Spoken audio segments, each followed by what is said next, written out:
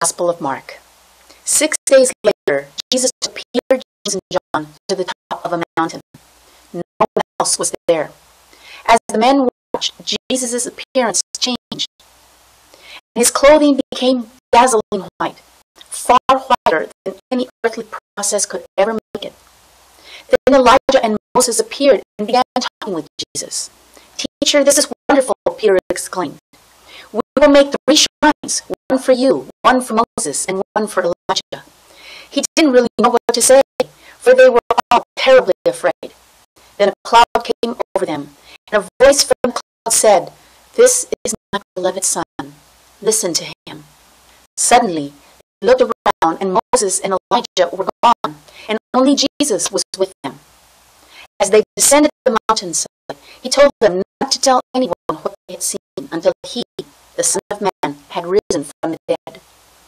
So they kept it to themselves, but they often asked each other what he meant by rising from the dead. Now they began asking him, "Why do the teachers of religious law insist that Elijah must return before the Messiah comes?" Jesus responded, "Elijah is indeed coming first to set everything in order. Why then is it written in the scriptures that the Son of Man must suffer and be treated with utter contempt? I tell you, Elijah has already come, and he was badly mistreated, just as the scriptures predicted."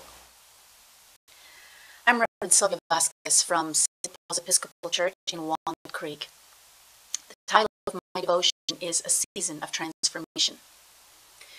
I don't know how Peter, James, and John felt on that mountaintop when they witnessed Jesus' transfiguration. I've been to powerful weekend experiences that profoundly change people's lives, like Cairo's prison ministry, Cursillo, and Walk to Emmaus. Those retreats function in that way. Spiritual retreats and inspirational worship services can propel us to holy heights. It's hard to leave when you've been so moved by the experiences of those precious days. I know the apostles felt that same way. Even though sooner or later we have to leave, the mountaintop experiences of life serve an important purpose. They allow us to rise above our normal existence and see that we can become the enlightened and holy people God created us to be. We catch a glimpse of our best selves when we experience the presence of Jesus Christ so near that we can feel him. Moses and Elijah represent the prophetic voice of God. This is the voice that calls us to new life and transformation.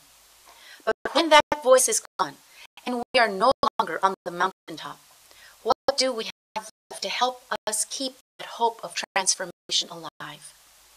We have nothing and no one left except Jesus Christ. God's beloved Son is there to show us the path to continuing transformation. Lent is a time for introspection and self-examination. I hope that you're using this time to make changes that will last a lifetime. We all have to come off the mountaintop into our daily routine. But a transformed and holy life can be our daily routine when we follow Jesus Christ as a way of life. Pray with me. Holy God, we hear your voice saying, "This is my beloved Son. Listen to him." Strengthen us to heed your voice and follow your Son with all our heart and mind. Amen. Remember me when the West